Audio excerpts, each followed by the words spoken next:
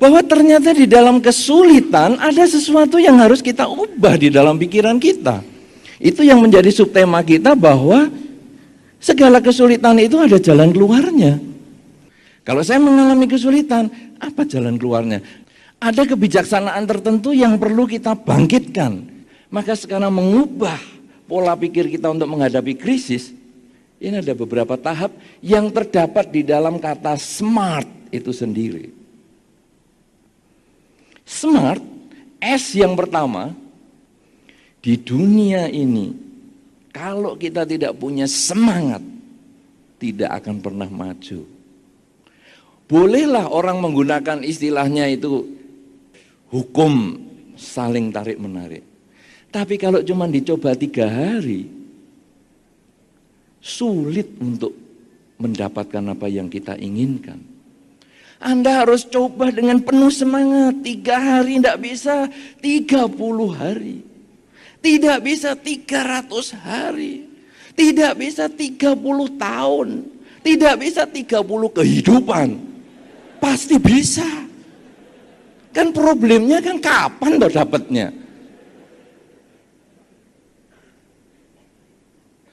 Inilah semangat. Kadang sulit sekali kita membangkitkan semangat kita. Ketika kejatuhan ekonomi, kemudian kita, aduh apa gunanya aku sembahyang. Nanti saya akan bahas juga sedikit itu tadi yang disampaikan Bante Panya, bahwa hidup itu bukan hanya sembahyang berbuat baik saja, tetapi ada manajemen kehidupan yang kita perlu lakukan. Tapi kalau hanya manajemen kehidupan yang kita lakukan tanpa sembahyang, ini juga nggak lengkap. 2 hal ini memang diperlukan, sembahyang dan manajemen. Yang kita bahas sekarang adalah manajemennya. Bagaimana kita membangkitkan semangat. Semangat ini baru timbul kalau kita memahami tujuan suatu perilaku. Sama dengan pasangan hidup. Ketika pasangan hidup Anda berubah, Anda kemudian nyesel, duh kenapa kok aku milih dia ya? Apa dulu aku itu ya sudah kena katarak? Kok milih orang yang berpotensi membengkak begini? Kan mestinya sudah bisa dilihat dari pipi gembilnya sudah ketahuan. Wah ini besok punya anak 1, belum punya aja sudah. Wah seperti dikatakan seperti gong mau pecah. Bukan gong pecah, gong mau pecah. Saudara, kenapa? Kenapa bisa timbul gitu? Karena kita tidak siap menghadapi perubahan. Tapi ketika kita melihat tujuan, apa sih tujuannya? Saya dulu membangun rumah tangga dengan dia, tujuannya apa? Saya ingin membahagiakan dia. Tujuan orang berumah tangga yang paling tepat bukan apa yang saya dapatkan dari dia, apa yang membuat kamu menarik bagi saya, bukan. Tapi apa yang membuat saya ingin lakukan demi kebahagiaanmu. Sehingga akhirnya bentuknya kayak apapun juga tidak masalah. Bahkan kalau perlu ya kita kasih nasihat. Kok kamu bentuknya begini, coba dilangsingkan sedikit. Coba kamu senam sedikit. Coba kamu menggunakan apa itu yang kalau di beberapa toko ada yang keter-keter sendiri itu. Kalau kamu malas ke gym, malas fitness, sudah ini pakai alat ini nanti goyang-goyang sendiri. Jadi yang olahraga mesinnya bukan kamu, nanti kan langsing sendiri. Lah tapi pipiku yang gemuk, oh ya sudah pipimu ditempel ini kan nanti goyang-goyang sendiri. Wah, saudara, itu karena kita tahu tujuan hidup berumah tangga. Jadi kita kepingin membahagiakan orang yang kita cintai, kemudian kita melakukan satu upaya tertentu agar kita tetap sayang kepada dia. Demikian pula di dalam pekerjaan. Kadang usaha kita di dalam krisis begini, tidak disangkal saudara, ada beberapa orang yang sampai tutup toko, tutup pabrik, karena pesanan tidak ada. Ini tidak disangkal terjadi di dalam masyarakat kita. Nah kemudian ketika kita tutup, kemudian lalu kita merenung, aduh untuk yang kelima kali aku buka toko tutup lagi. Dulu aku zaman nomor, aku buka nomor, ditangkep, tutup. Kemudian zaman judi masih mudah, aku buka meja judi, ketangkep lagi. Kena narkoba, aku buka juga, ketangkep lagi. Lah ini sekarang aku jual baik-baik loh. Jual obat yang baik, jual makanan yang baik, kok nggak laku? Tutup lagi. Kemudian kita, kalau orang yang nggak punya semangat, tidak tahu tujuan, dia akan lemah. Dia akhirnya sudahlah, daripada aku ngidupi anak, daripada aku ngidupi pasangan hidup, sudahlah. Lebih baik aku gorok semua orang-orang ini. Sudah aku gorok semua, aku menggorok diriku sendiri. Sudah selesai urusannya. Ini adalah orang yang tidak punya semangat. Padahal kalau kita lalu tahu tujuannya, kenapa sih aku bekerja? Aku bekerja karena aku ingin mendapatkan nafkah. Aku ingin menghidupi keluargaku. Kalau demikian, satu tutup, cari lagi. Tutup lagi, cari lagi. Bahkan nanti akan ingat. Kalau diantara kita ada yang tutup toko sampai 27 kali misalnya, kemudian kita lalu ingat. Loh, Quantea membantu itu macam-macam bentuknya. Kalaupun nanti muncul dalam bentuk ajakan teman untuk kerjasama, ikut. Jangan hanya, wah nanti Quantea datang harus mesti berjenggot. Ternyata tidak, itu ngajak kerjasama, ikut. Atau kebetulan di tengah jalan ketemu tempurung tempurung kelapa, pegang, lalu buka, dan berdirilah di pinggir jembatan.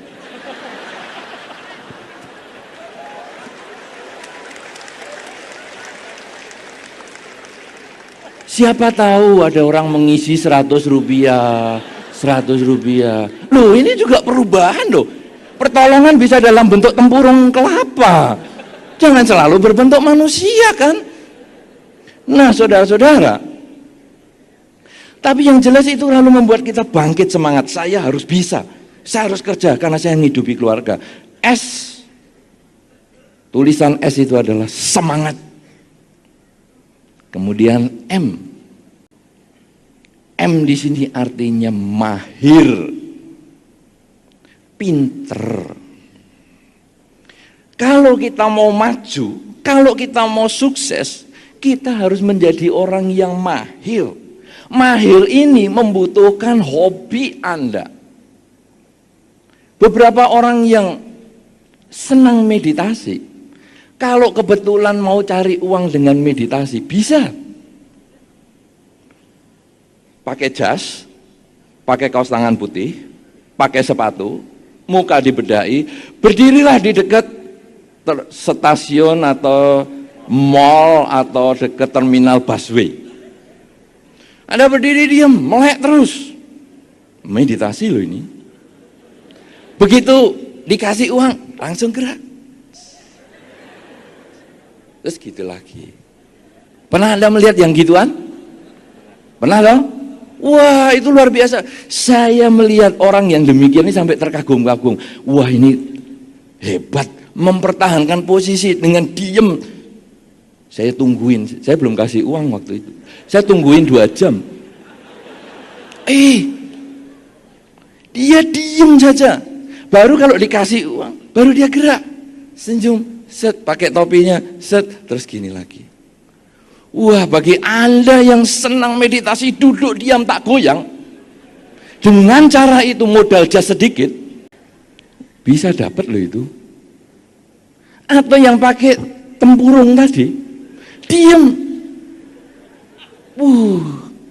Tahu-tahu banyak juga itu. Nah, saudara-saudara, kemahiran. Jadi kita sekarang harus tahu, diri kita ini bisa apa? Tiap orang punya kemahiran tertentu. Seorang wanita dari Korea yang masih remaja, sangat ahli dia di dalam main piano. Jarinya cuma 2, kiri dan kanan cuma 2. Jadi 4 masing-masing. Totalnya 4. Orangnya punya kekurangan di dalam fisiknya, orangnya mempunyai kekurangan di dalam cara berpikirnya, tapi kapan itu dia pernah ke Jakarta juga, ke Indonesia, dan dia main di sini. Pernah dengar Anda Hi Ahli? Pernah ya? Pernah nonton itu?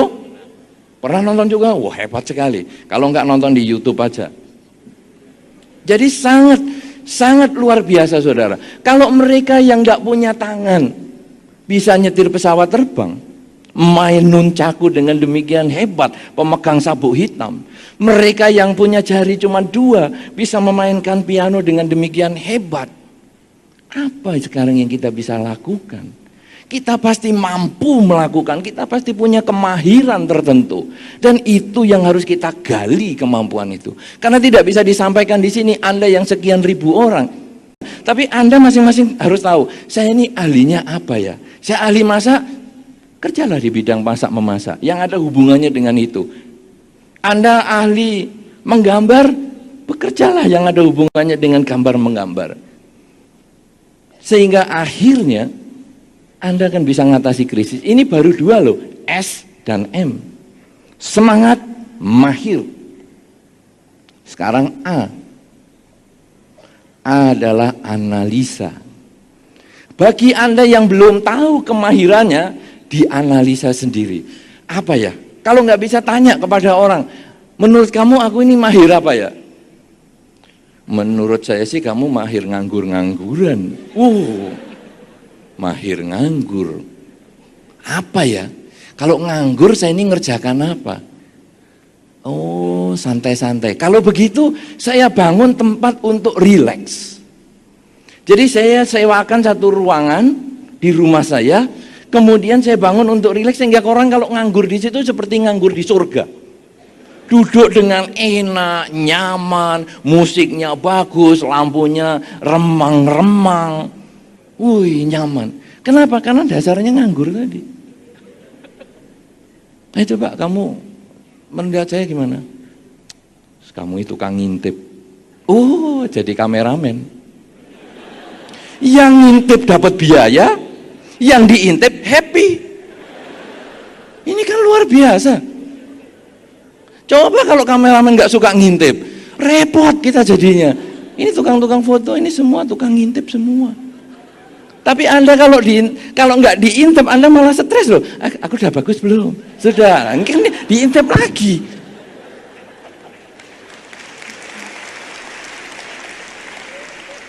Inilah analisa, kekuatan analisa, mengerti diri kita sendiri, sampai di mana kelebihan kita, sampai di mana kekurangan kita, dan kita menggunakan kelebihan kita ini untuk memaksimalkan apa yang kita miliki.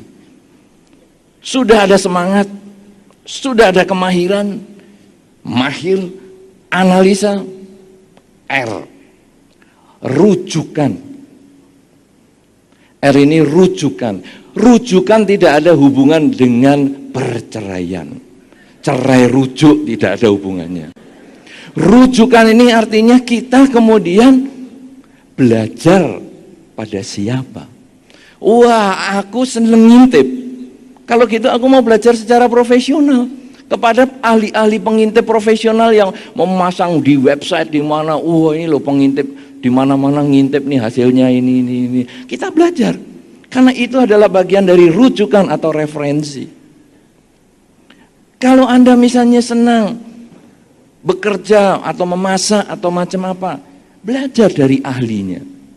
Kalau dalam bahasa sini dulu saya pernah dengar di dalam salah satu kampanye gubernur itu kan, tanyalah kepada ahli. Nah, inilah rujukan, inilah tanyalah kepada ahli. Kenapa? Karena kemampuan kita terbatas. Kita sudah tahu kelebihan kita sudah tahu kekurangan kita, tetapi kita masih terbatas. Kelebihan kita harus ditingkatkan dan kita bertanya pada rujukan-rujukan yang sesuai. Kalau kita sudah punya semangat, kita sudah mahir, kita sudah bisa menganalisa, kita sudah ada rujukan, maka yang terakhir adalah T. T adalah tindakan. Karena semua ini masih teori. Semangat menggebu-gebu. Mahir apa saja. Analisanya bagus. Rujukannya maksimal. Tapi ketika mau dilaksanakan, nanti-nanti sajalah.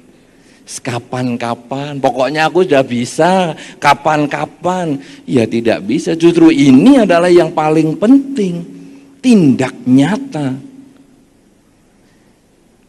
Kalau kita sudah memiliki semua itu, kita bisa melakukan dengan sesungguhnya, maka akhirnya manajemen kita ini kita bisa mulai tingkatkan. Kita bisa perbaiki secara manajemen. Bahwa sesungguhnya sembahyang perbuatan baik saja belum cukup. Kenapa? Karena membutuhkan manajemen ini. Tapi manajemen smart ini pun belum cukup kalau tidak dikembangkan dengan kebaikan. Oleh karena itu saudara, pada kesempatan sore hari ini, sesungguhnya kita menggabungkan manajemen dengan kesempatan berbuat baik. Kenapa saudara? Karena hanya perbuatan baik ini yang membuat kita berada di tempat yang tepat pada waktu yang sesuai. Karena berada di tempat yang tepat pada waktu yang sesuai itu akan bisa melepaskan kita dari krisis. Apa contohnya? Ibu yang ditelepon mengirim sekian kontainer. Itu karena dia berada di tempat yang tepat waktu yang sesuai.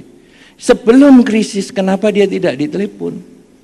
Kenapa baru setelah krisis ditelepon? Karena dia berada di tempat yang tepat, waktu yang sesuai. Oleh karena itu saudara-saudara, kebajikan penting, tetapi perlu dengan manajemen yang baik. Manajemen hidup smart, itu yang akan bisa membuat Anda sukses. Dan kalau Anda bisa melakukan itu semua minimal dalam kesempatan hari ini, ataupun di masa-masa yang akan datang, maka kebahagiaan akan menjadi milik Anda. Dan akhirnya krisis yang artinya ketidaksiapan kita menghadapi perubahan, akhirnya kita bisa lewati.